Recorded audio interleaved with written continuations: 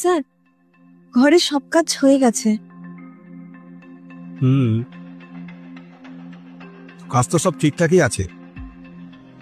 কাল থেকে তুমি প্রতিদিন চলে এসো। আচ্ছা ঠিক আছে।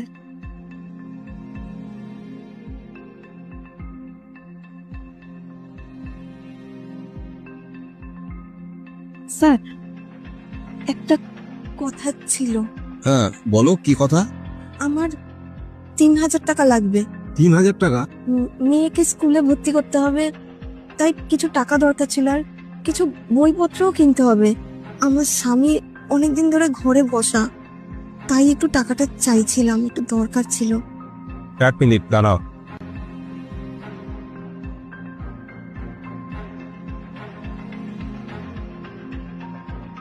শোন না বাবু, ওই যে মেয়েটা এসছে না কাজ করতে, ওর তো কাজ হয়ে গেছে, তো এখনো তো চলে যাবে। তা আমার কাছে 3000 টাকা চাইছে অ্যাডভান্স।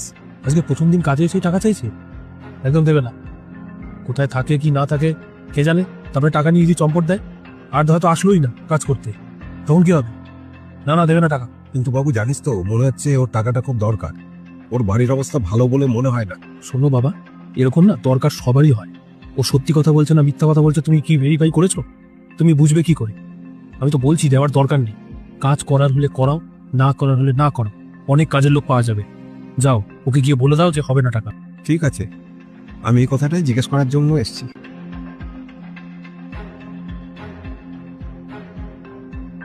কালকে এই সময় আসবো তো স্যার? হ্যাঁ, এই সময়ই চলে আসবে। আচ্ছা ঠিক আছে, আসছি। এই দাঁড়া 1 মিনিট।